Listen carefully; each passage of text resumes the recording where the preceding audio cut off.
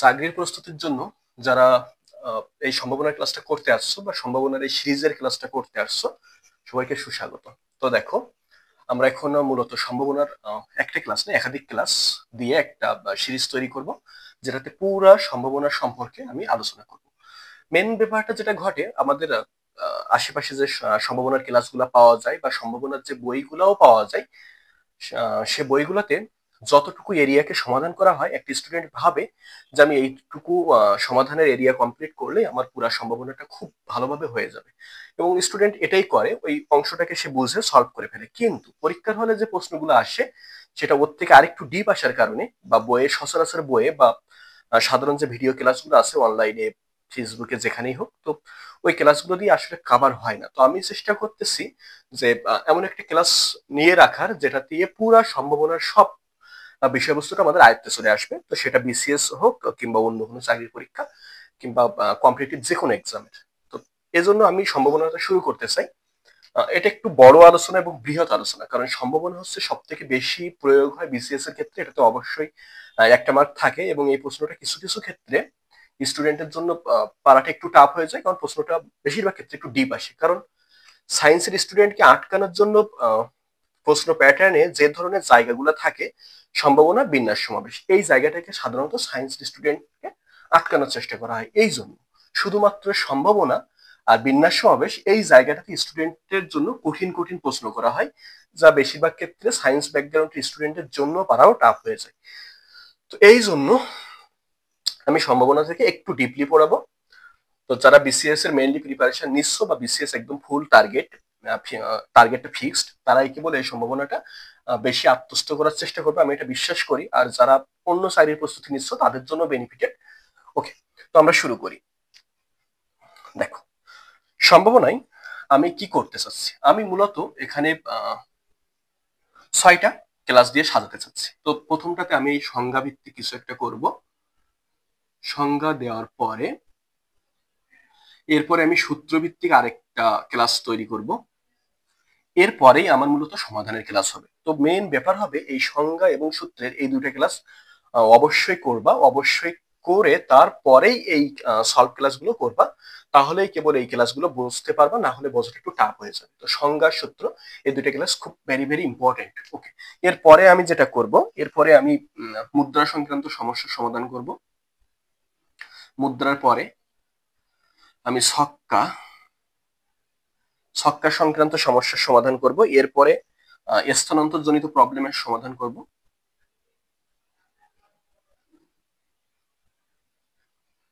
স্থানান্তর জনিত সমস্যা সমাধান করার পরে আমি তারপরে বল, সংখ্যা এবং তাস, এই কয়টা অংশের সমাধান করব। তো এটা আমার একটা ক্লাস লাগবে। এটা একটা ভিডিও তৈরি করব। বলটা থেকে একটা, ছক্কা, মুদ্রার স্থানান্তর, এই তিনটা দিয়ে হ্যাঁ একটাতে হয়ে যাবে। ওকে, তো এই হচ্ছে আমি 4টা ভিডিও ক্লাস তৈরি করব। এটা হচ্ছে আমাদের ফুল প্যাটার্ন। আমরা কি করতে চাই তার একটা কর্ম পরিকল্পনা। এখন আমরা শুরু করি। তাহলে প্রথম ক্লাস হবে সংজ্ঞা। এটা আমার যেহেতু এই সিরিজের প্রথম ক্লাস, তাহলে 4টা সলভ ক্লাস, 2টা মেইন ক্লাস, এই মোট 6টা ক্লাস দিয়ে আমি সিরিজটা তৈরি করব। তো আমি এখন সংজ্ঞা সংক্রান্ত পড়ালেখা শুরু করতে চাচ্ছি। তাহলে ওকে, আসো তাহলে আমরা সংজ্ঞা ভিত্তিক ব্যাপারটা বুঝি। আমরা যে অধ্যায়টা করতে চাচ্ছি সেটার নাম হচ্ছে সম্ভাবনা। তো সম্ভাবনা কি? সম্ভাবনা হচ্ছে যখন আমরা একটা জিনিস কাজ করতে চাচ্ছি, এটাও কিছু একটা হবে, কোনো একটা ফলাফল হবে, কিন্তু আমি নিশ্চিত না, বাট হবে কিছু একটা। ধরে নাও যে আজকে বৃষ্টি হবে কি হবে না। তো কিছু লোক বলছে যে হ্যাঁ আজকে বৃষ্টি হবে, আবার কিছু লোক বলছে আজকে বৃষ্টি হবে না। তো এই যে দুইটা পার্ট হয়ে গেল একটা মতামতের, এই জাতীয় জিনিস হতেও পারে না হতেও পারে। এই যে কন্ট্রাডিকশন যখনই চলে আসবে তখনই কেবল আমাদের সম্ভাবনার প্রসঙ্গ আসবে। আচ্ছা, তো সম্ভাবনা তাহলে কি? সম্ভাবনা ব্যাপারটা হচ্ছে যখন একটা ঘটনা ঘটবে, তো এই ঘটনা ঘটার একটা নির্দিষ্ট অনুপাত থাকবে, যার পক্ষে কিছু মত থাকবে, যার বিপক্ষে কিছু মত থাকবে, তখন সেই জাতীয় সমস্যা থেকে সম্ভাবনা সৃষ্টি হবে। যেমন আমরা বললাম যে একটা পাত্রে মনে করো 5টা বল আছে, তো 5টা বল 5 কালারের, একটা ধরলাম রেড, একটা হোয়াইট, একটা গ্রিন, তো রাত দুটো এক্সেপ্ট্রা এক্সেপ্ট্রা কালার আছে। তো আমাকে বলা হলো যে একটা বল আমি এখান থেকে উঠাই নিব, এই বলটা লাল হওয়ার সম্ভাবনা হতো। এখন তুমি ভাবো, এই বলটা লাল হতেও পারে, আবার তুললে কালো হতে পারে, সাদাও হতে পারে, বিভিন্ন কালার আসতে পারে। তো এই যে বিভিন্ন কিছু আসতে পারে, কিন্তু আমার একটা জিনিসই চাইছে লাল আসতে হবে। তো এই যে কন্ট্রাডিকশন চলে আসলো, আসতেও পারে না আসতেও পারে, এই জাতীয় সমস্যা থেকে সম্ভাবনাটা সৃষ্টি হচ্ছে। আচ্ছা, তো এই সম্ভাবনার আমাকে যা জানতে হবে, প্রথম বুঝতে হবে দৈব পরীক্ষা। তাহলে প্রথম আমরা কি বুঝবো? দৈব পরীক্ষা। ওকে, তো প্রথম আমরা করব দৈব পরীক্ষা। তো দেখো দৈব পরীক্ষাটা কি? দৈব পরীক্ষা হচ্ছে এমন একটা পরীক্ষা যে পরীক্ষার উপরে আমার কোনো এখতিয়ার নেই, হাত নেই, পুরাপুরি দৈবিক ব্যাপার স্যাপার ঘটবে। তার মানে আমি বুঝলাম যে মনে করো এটা একটা পাত্র আছে, এই পাত্রের ভিতরে 4টা বল আছে। তো এই 4টা বলের ভিতরে একটা রেড আছে, একটা হোয়াইট আছে, একটা গ্রিন আছে, আর একটা মনে করো ইয়েলো আছে। তো আমি একটা বল তুলবো, বল আমি একটা তুলবো, এটা শিওর, বাট কি উঠবে? হোয়াইটও উঠতে পারে, রেডও উঠতে পারে, গ্রিনও উঠতে পারে, ইয়েলো উঠতে পারে। এই যে কি উঠবে আমি জানি না, এই সম্ভাবনাটাই হচ্ছে এই যে কার্যক্রমটা আমি চালালাম, এর থেকে একটা বল উঠালাম, এই পরীক্ষাটা দৈব পরীক্ষা। তাহলে আমি এর থেকে একটা বল উঠালাম, এটাই দৈব পরীক্ষা। কারণ এই পরীক্ষায় কিছু আসবে, ফলাফল আমি জানি যে হয় রেড আসবে, না হলে গ্রিন আসবে, না হলে ইয়েলো আসবে, না হলে হোয়াইট আসবে। ফলাফলগুলো আমার জানা, কিন্তু কি যে আসবে আমি এটা জানি না। তো এই পরীক্ষাটাকে বলা হয় দৈব পরীক্ষা। তাহলে দৈব পরীক্ষা কি? যে পরীক্ষার ফলাফল সমূহ আমার জানা, কিন্তু পরীক্ষায় কোন ফলাফলটি আসবে আমি এটা জানি না, ওই পরীক্ষাকেই বলা হয় দৈব পরীক্ষা। ওকে, তাহলে আমরা বুঝলাম দৈব পরীক্ষা। এবার আসো, আমাদেরকে শিখতে হবে ঘটনা। তো ঘটনা কি?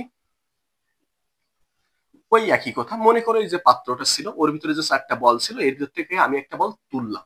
এই যে আমি একটা কার্যক্রম পরিচালনা করলাম, একটা বল তুললাম, এটাই হচ্ছে একটা ঘটনা। তাহলে আমি একটা কাজ করছি, দৈব পরীক্ষার আন্ডারে কোনো একটা কাজ করাকেই আমরা সেটাকে ঘটনা বলতেছি। ঠিক আছে, তাহলে আমরা বুঝলাম দৈব পরীক্ষা এবং ঘটনা। এবার আসো, আমরা শিখতে চাই পরস্পর বিচ্ছিন্ন ঘটনা কি। তো পরস্পর বিচ্ছিন্ন ঘটনা, মনে করো আমি এইখানে একটা ক্রিকেট স্টেডিয়াম আছে যেখানে টস হচ্ছে। তো টস হচ্ছে, সেখানে কি হবে? ওই টসে যে কয়েনটা ইউজ করা হয়েছে সেখানে হয়তোবা হেড পড়তে পারে অথবা টেল পড়তে পারে।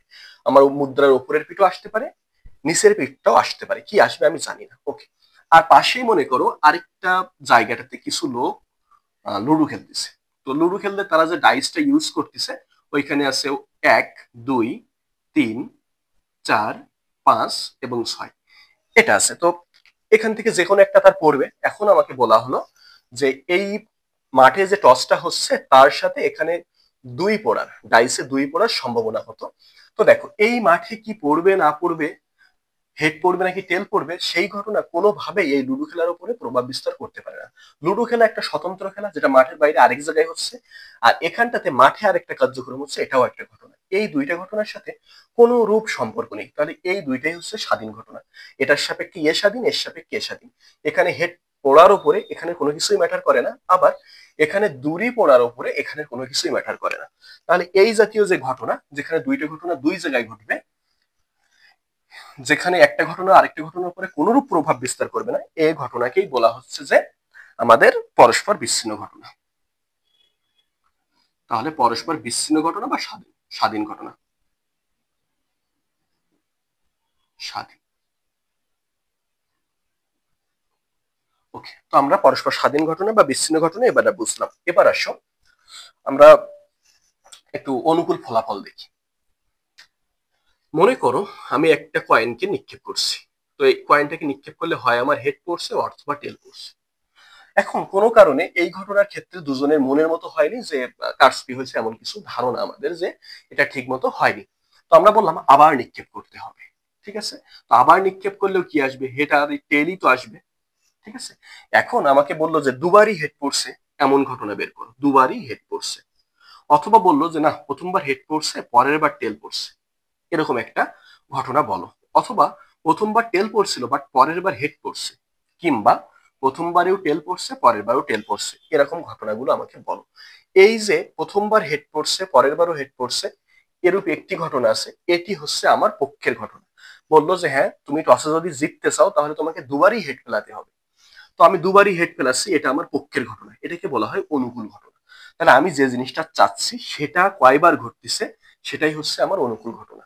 আচ্ছা, যদি আমাকে বলতো তোমাকে টসে যদি অন্য দলকে যদি হারাতে হয় তাহলে তোমাকে দুবারই টেল ফেলতে হবে, তাহলে আমি দুবারই টেল ফেলতেছি কতবার, এটাই হচ্ছে আমার পক্ষের ঘটনা, তাহলে এটাই অনুকূল ঘটনা। সুতরাং যে কোনো একটি অনুকূল ঘটনা হতে পারে যেখানে যে ঘটনাটা আমার চাইবে। আচ্ছা, এবার আসো, অনুকূল ঘটনা আমরা বুঝলাম, তাহলে পরস্পর স্বাধীন ঘটনা বুঝলাম, এরপরে আমরা বুঝলাম অনুকূল ঘটনা। এখন আমরা দেখব নমুনা ক্ষেত্র তৈরি। তাহলে কি বুঝবো? নমুনা ক্ষেত্র তৈরি। তো আসো নমুনা ক্ষেত্র আমরা একটু তৈরি করা শিখি। আমাকে বললো যে একটা মুদ্রা নিক্ষেপ করছো, সেখানটাতে হেড অথবা টেল পড়তে পারে। আবার সেই মুদ্রাটাকে নিক্ষেপ করছো, তাহলে তুমি যদি দুইবার নিক্ষেপ করো তাহলে সেটাতেও হেড আর টেল পড়তে পারে। যদি দুইবার নিক্ষেপ করা হয় একটা মুদ্রাকে, একটা মুদ্রা কয়বার নিক্ষেপ করা হয়েছে? দুইবার। প্রথমবার নিক্ষেপ করা হয়েছে হেড টেল, দ্বিতীয়বার নিক্ষেপ করা হয়েছে হেড টেল। এই দুইটা মুদ্রা পড়লে কি কি ফলাফল আসতে পারে সেটা থেকে তুমি নমুনা ক্ষেত্র তৈরি করো। তাহলে নমুনা ক্ষেত্র কিসের উপর ডিপেন্ড করে? কি কি ফলাফল আসবে তার উপরে। এখন ফলাফল কি কি আসতে পারে? হেড, এই হেডকে ধরে এটার সাথে একবার গুণ করবো, এটার সাথে একবার গুণ করবো, তাহলে হয়ে গেল হেড হেড। হেডের সাথে এটাকে গুণ করে হেড টেল। এখন তারপরে এবার টেলটাকে গুণ করবো এটার সাথে, টেল হেড, তারপর টেল টেল। তাহলে আমরা গুণ করে চারটা জিনিস পেলাম, টেল টেল।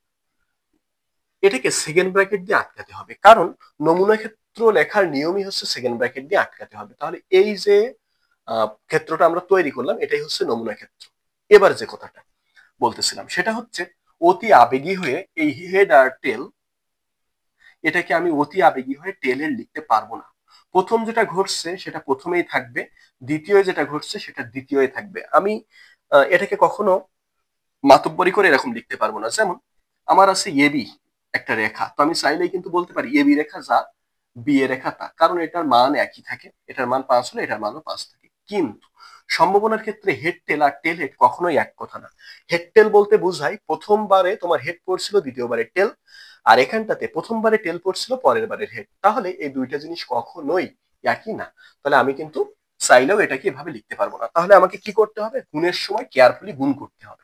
ওকে, তাহলে আমি কি করলাম? হেডকে ধরে একবার দুজনের সাথে গুণ করলাম, টেলকে ধরে একবার দুজনের সাথে গুণ করলাম। বুঝছি কিনা? এখন আমাকে বলছে যে এটাকে দুবার নিক্ষেপ করা হয়নি, এটাকে তিনবার নিক্ষেপ করা হয়েছিল। কয়বার? তিনবার নিক্ষেপ করা হয়েছিল। তাহলে আমাদের নমুনা ক্ষেত্র কি হবে? তো আমরা একটু এই জিনিসটা দেখি, এখানে কয়টা ফলাফল আছে দেখো তো। একটা, দুইটা, তিনটা, চারটা। তাহলে এখানে ফলাফল কিন্তু চারটা। কি করে পেলাম? এখানে ছিল 2 আর এখানে ছিল 2। তাহলে প্রথম যে জিনিসটা আমরা নিক্ষেপ করছিলাম এটার অনুকূল ফলাফল বা আমার পক্ষের ফলাফল আসার সম্ভাবনা ছিল 2টা, হেড অথবা টেল। তাহলে এটার যে নমুনা ক্ষেত্র তাতে বিন্দু ছিল 2টা, আর এখানে যে নমুনা ক্ষেত্র সেখানে ছিল 2টা। তাহলে এই 2 দুগুণী কত হয়েছে? 4। সেটাই কিন্তু আমরা এখানে পাইছি। যদি আমি আরেকবার নিক্ষেপ করতাম তাহলে আরো একবার 2, তাহলে 2 2 দুগুণী 4, 4 দুগুণী 8। তাহলে মোট আমার অনুকূল ফলাফল আসা উচিত 8টা। ঠিক আছে, কিন্তু আমি এখন বের করবো সে 8টা কি। তাহলে খেয়াল করো, তুমি এটাকে দুইবার, এই দুটাকে নিয়ে একবার গুণ করছো, এটা পাইছো। এটার সাথে আরো একবার এটা এখনো রয়ে গেছে, কারণ তুমি তিনবার বের করতে চাও, তাহলে তুমি এটা গুণ করতে চাও। তাহলে দেখো, যদি তুমি তিনবার গুণ করতে চাও তাহলে কি হবে? তাহলে যেটা হবে, প্রথমটাকে ধরে এটার সাথে গুণ, তারপরে এটাকে ধরে এটার সাথে এদের সাথে গুণ, তারপরে এটাকে ধরে এদের সাথে গুণ, এটাকে ধরে এদের সাথে গুণ। তো প্রথম হেড হেড এটাকে ধরে গুণ করো, তাহলে তুমি পাবা হেড হেড হেড। এটাকে ধরে এটার সাথে গুণ করছো। এবার হেড হেড, ওপাশে ছিল টেল, তাহলে গুণ করা শেষ। আর কি কোনো বিন্দু আছে? নেই। তাহলে এর কাজ শেষ, একে দিয়ে দুজনকে গুণ করানো শেষ। এবার এটাকে ধরো হেড টেল, এর সাথে গুণ করে পাচ্ছি হেড। এবার এটা আছে হেড টেল, এটার সাথে এখানে গুণ করে পাচ্ছি টেল, শেষ। আর তো কেউ নেই। এবার এটাকে ছাড়ো, এটাকে ধরো, এটা ছিল টেল হেড, তারপরে গুণ করে পাইছো হেড টেল হেড, এটার সাথে এখানে ছিল টেল, তাহলে টেল হেড টেল। এরপরে আর তো নেই, গুণ করা শেষ। এবার এটাকে ধরো টেল টেল, এখান থেকে গুণ করে লিখছো হেড, এরপরে টেল টেল ছিল, তুমি ওই পাশে গুণ করছো টেল। দেখো গুণ করা শেষ, আর কেউ নেই। খেয়াল করো 1 2 3 4 5 6 7 8, কয়টা পাইছো? 1 2 3 4 5 6 7 8। তাহলে তুমি কিন্তু এখানে 8 জনকে পাইছো, যে 8 জন আমাদেরকে নির্দেশ করতেছে যে এটার মোট নমুনা ক্ষেত্র 2 গুণ 2 গুণ 2 মোট 8। ঠিক আছে, ওকে। তো তাহলে এই 8টা কি করে আসছে আমরা এখন তা বুঝলাম। এবার মনে করো আমাকে এমন নিক্ষেপ করতে বলেনি, আমাকে কি বলছে? তাহলে এটা বুঝলাম কিনা। এবার আমাকে বলছে যে একবার তুমি ছক্কার গুটি নিক্ষেপ করবা, আরেকবার এটার সাথে তুমি ডাইস নিক্ষেপ করবা। তাহলে দেখো ছক্কার গুটিকে যদি আমি নিক্ষেপ করি তাহলে কি আসা উচিত ছিল? মুদ্রাকে যদি নিক্ষেপ করি তাহলে কি আসা উচিত ছিল? হেড আর টেল। আর ছক্কার গুটিকে যদি আমি নিক্ষেপ করতাম তাহলে কি আসা উচিত ছিল? 1 2 3 4 5 এবং 6, এটাই তো আসা উচিত ছিল। এখন তুমি খেয়াল করো এটার অনুকূল ফলাফল মোট কয়টা? 2টা। আর এখানে কয় রকমের সম্ভাবনা ছিল আসা? 6। তাহলে 6 দুগুণে কত? 12। ঠিক আছে, তাহলে মোট আমার অনুকূল ফলাফল আসতে পারে 12টা। কি আসতে পারে? ধরো হেডকে ধরো এটার সাথে গুণ করো, তাহলে তোমার হেড 1 আসতে পারে, হেড 2 আসতে পারে, হেড 3 আসতে পারে, হেড 4 আসতে পারে, হেড 5 আসতে পারে, হেড 6 আসতে পারে। আর তো নেই, তাহলে হেডকে ছাড়ো, টেলকে ধরো।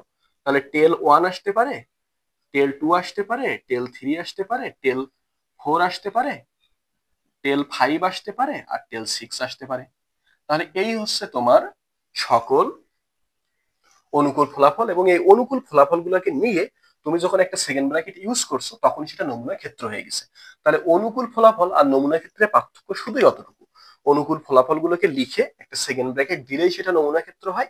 আর এই সেকেন্ড ব্র্যাকেটটাকে তুমি যদি না দিয়ে এভাবে লিখে দিতে, তুমি সেকেন্ড ব্র্যাকেটকে দাওনি এভাবে লিখে দিছো, তাহলে এটাকেই বলে অনুকূল ফলাফল। তাহলে এটা অনুকূল ফলাফল, এই অনুকূল ফলাফলটাকে তুমি একটা সেকেন্ড ব্র্যাকেট দিয়ে আটকাইছো। এই সেকেন্ড ব্র্যাকেট দিয়ে আটকানোর সাথে সাথে এ এখন কি হয়ে গেছে? এ এখন তোমার হয়ে গেছে যে নমুনা ক্ষেত্র। তাহলে তুমি নমুনা ক্ষেত্র বুঝছো। নমুনা ক্ষেত্র কিভাবে আসে? মূলত গুণ করে করে, এটাকে ধরে এদের সাথে গুণ, এটাকে ধরে এদের সাথে গুণ। ওকে, তাহলে তুমি নমুনা ক্ষেত্র বুঝছো। ওকে, তাহলে আমরা এতক্ষণ ধরে শিখলাম নমুনা ক্ষেত্র।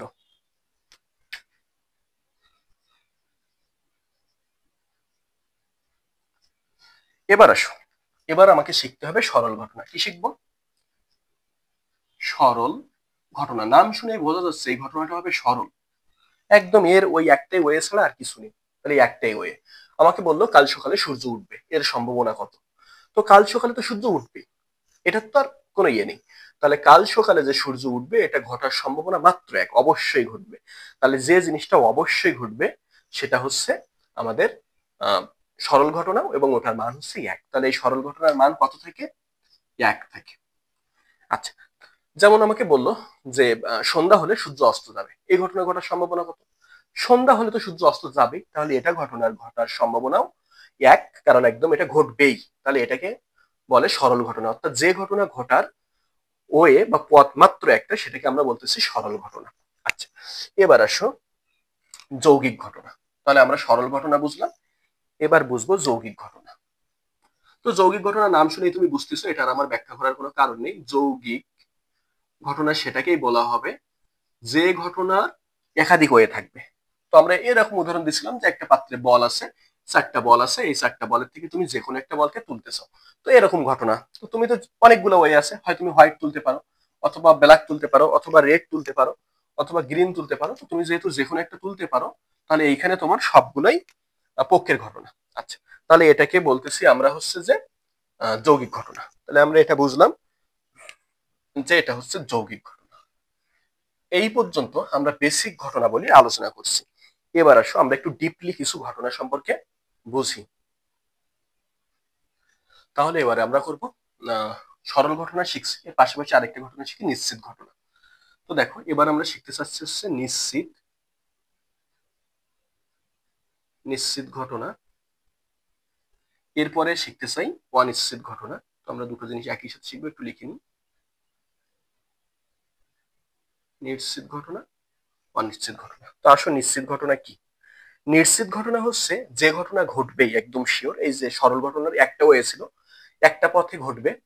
তো এটার আর কোনো পথ ছিল না, ওই একটাই পথ, একভাবেই ঘটতে পারে। আর নিশ্চিত ঘটনা হচ্ছে যে একভাবে ঘটবে এটা অবশ্যই ঘটবে, এই ঘটনার মান সবসময় এক। আচ্ছা, যেমন আমরা কি বলছিলাম, সরল ঘটনার সময় উদাহরণগুলো আমরা ইউজ করছিলাম যে একটা সূর্য পূর্ব দিকে ওঠে, নিশ্চিত ঘটনা। সকাল হলে সূর্য উঠবে, নিশ্চিত ঘটনা। সন্ধ্যা হলে সূর্য অস্ত যাবে, নিশ্চিত ঘটনা। সূর্য পশ্চিম দিকে অস্ত যায়, নিশ্চিত ঘটনা। তো তোমাকে বলা হলো সূর্য পশ্চিম দিকে অস্ত যাওয়ার সম্ভাবনা কত, তো সূর্য তো পশ্চিম দিকে অস্ত যাবে, এটা নিশ্চিত ঘটনা, এটার মানে এক। আচ্ছা, অনিশ্চিত ঘটনা, যে ঘটনা ঘটতেই পারে না, অসম্ভব। তো এই ঘটনা কেমন, তোমাকে বললো যে সূর্য পশ্চিম দিক থেকে উদিত হবে, তো সূর্য তার পশ্চিম দিক থেকে উঠতে পারে না, তো আমাকে এই যে বললাম কথাটা, এটা তো অসম্ভব। তারপরে আমরা বললাম যে সন্ধ্যায় সূর্য পূর্ব দিকে অস্ত যায়, তো এটাও তো একটা অসম্ভব ঘটনা। তাহলে এইগুলাকে বলা হয় আহ অনিশ্চিত ঘটনা। তাহলে এটার মান 0, আর ওইটার মান হচ্ছে অনিশ্চিত। বলছি কেন, আমরা অসম্ভব বলবো তো। আচ্ছা, তাহলে এটাকে আমরা বলতেছি অসম্ভব ঘটনা। তাহলে আমরা বুঝলাম এটা হচ্ছে নিশ্চিত ঘটনা, এটা অসম্ভব ঘটনা। একটা নিশ্চিত ঘটনার মান হবে 1, আর একটা অসম্ভব ঘটনার মান হবে 0। ওকে, এরপরে আমরা বুঝবো বর্জনশীল ঘটনা, অবর্জনশীল ঘটনা। তাহলে আমরা এবারে কি বুঝতে চাই, আমরা এই টপিক গুলো বুঝছি এতক্ষণ ধরে। এরপরে আমরা বুঝতে চাই বর্জনশীল ঘটনা, অবর্জনশীল ঘটনা, বর্জনশীল ঘটনা, অবর্জনশীল ঘটনা, স্বাধীন ঘটনা, অধীন ঘটনা।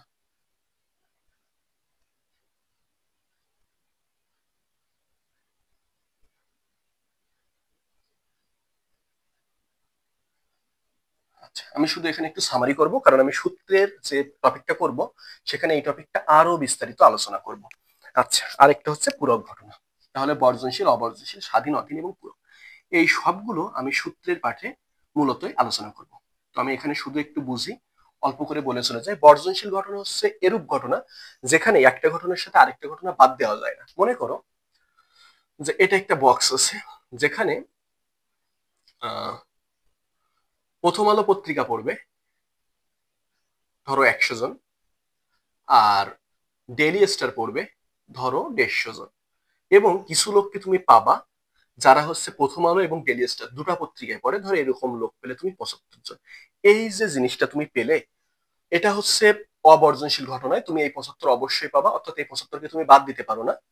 যেখানে তারা কি করছে, কিছু লোক প্রথম আলো পড়ছে, কিছু লোক আমাদের ডেইলি স্টার পড়ছে, এবং তার একটা নির্দিষ্ট অংশ উভয় পত্রিকা পড়ছে। তাহলে যেখানে এই টপিকটা থাকবে, তাহলে সেটাকে আমরা বলতেছি অবর্জনশীল ঘটনা, বাদ দিতে পারি না। আচ্ছা, আর যখন এই ঘটনাটা থাকবে না, ধরো দুইজন স্বাধীন একেবারে, কেউ প্রথম আলো পত্রিকা পড়ে, তোমার হচ্ছে এই যে হাতে কাগজ নিয়ে, আরেকটা মনে করো আরেকটা নির্দিষ্ট অংশ এটাকে পড়ে অনলাইনে। তো এই ঘটনার সাথে এই ঘটনার কোনো সম্পৃক্ততা নেই। এখানে যদি 100 জন এই কাজটা করে, এখানে মনে করো 1000 জন এটা অনলাইনে পড়ে। তো এই যে দুটা ঘটনা একটা আরেকটার উপর কোনোভাবেই প্রভাব বিস্তার করে না, এবং যারা অনলাইনে পড়ে তারা কখনোই হাতে কাগজ নিয়ে পড়ে না, তাহলে তারা কখনো এই হার্ড কপিটা পড়ে না। তো এই জাতীয় যে ঘটনা, এটাকে আমরা বলতেছি যে বর্জনশীল ঘটনা। এই দুইটা ঘটনার ভিতরে কোনোভাবেই মিল নেই। ওকে, তো দুইটা ঘটনা সম্পূর্ণ একদম বিচ্ছিন্ন, এই জায়গাটায় কোনো কমন ফ্যাক্টর নেই। আচ্ছা, তাহলে এটা হচ্ছে বর্জনশীল ঘটনার উদাহরণ, এটা হচ্ছে অবর্জনশীল ঘটনার উদাহরণ। আচ্ছা, স্বাধীন ঘটনার অধীন ঘটনার আমরা উম, বুঝছিলাম, ওইখানে একটু হালকা বলে গেছিলাম। তো স্বাধীন ঘটনা অধীন ঘটনা কি, দেখো ধরো আমাকে বললো যে এই পাশে ক্রিকেট খেলা হচ্ছে আর এই পাশটাতে হাডুডু খেলা হচ্ছে। তো এই ক্রিকেট খেলায় ছক্কা যাওয়ার উপরে, মনে করো এখানে একজন ছক্কা মারবে, তো এই ছক্কা মারাটার উপরে এ পাশটাতে আরেকটা ঘটনা আছে, মনে করো যে আহ, তোমার একটা পয়েন্ট পাবে ওই খেলাটাতে। তো এই দুইটা জিনিসের ঘটনা ঘটবে কিনা, তো এই যে স্বাধীন ঘটনা, এটা এটার উপর কোনোভাবে প্রভাব বিস্তার করে না, দুইটা ঘটনা একদম সম্পূর্ণ আলাদা। আচ্ছা, অধীন ঘটনা হচ্ছে এটার উপর আরেকটার উপর প্রভাব আছে। তাহলে আমরা বুঝলাম যখন দুটা ঘটনায় একটা আরেকটার উপরে কোনো প্রভাব বিদ্যমান করে না, তখন সেটাকে বলতেছি স্বাধীন ঘটনা। আর যখন একটা ঘটনা আরেকটা ঘটনার উপরে প্রভাব বিস্তার করে, তখন সেটাকে আমরা বলতেছি অধীন ঘটনা। পূরক ঘটনা হচ্ছে একটা ঘটনা কমপ্লিমেন্ট, মানে মনে করো দুইটা ঘটনা মিলে মূল ঘটনাটা, সম্পূর্ণ ঘটনাটা, দুইটা ঘটনা মিলে সম্পূর্ণ ঘটনা। তাহলে একটা ঘটনার অর্থ দাঁড়াবে যে ওই যে মূল ঘটনা তার থেকে আরেকটা ঘটনা বাদ। তাহলে এই দুইটা ঘটনা, আমি এগুলোকে হালকা করে বলতেছি এই কারণে, কারণ আমরা সূত্রের সময় আবার এই টপিকগুলো বলতে হবে। ওকে, তো আসো, এটা আমাদের সম্ভাবনার প্রথম যে অংশ, সংজ্ঞা ভিত্তিক, আমরা এটা শেষ করতেছি এই ক্লাসটা। সংজ্ঞা ভিত্তিকে আমরা কি কি বলছি? আমাদের সংজ্ঞা ভিত্তিকে যাবতীয় ক্লাস এতটুকুই। দৈব পরীক্ষা কি বুঝছি? যে পরীক্ষার ফলাফল আমাদের জানা, কিন্তু হচ্ছে কিভাবে কি ঘটবে এটা জানি না। ওই যে ঘটনাটা একটা ঘটলেও সেটাই হচ্ছে ঘটনা, পরস্পর স্বাধীন ঘটনা, দুইটা ঘটনার ভিতরে কোনো মিল নেই। অনুকূল ঘটনা, অনুকূল ঘটনা হচ্ছে একটা ঘটনার সাথে যে ফলাফলগুলো আসবে তার পক্ষে আমার পক্ষের ফলাফলগুলো, ওই মোট যত ফলাফল সেগুলো সব। নমুনা ক্ষেত্র, ওটাকে সেকেন্ড ব্র্যাকেট দিয়ে লিখলে নমুনা ক্ষেত্র। সরল ঘটনা, ঘটার ওয়ে মাত্র একটা। যৌগিক ঘটনা, ঘটার ওয়ে অনেকগুলা।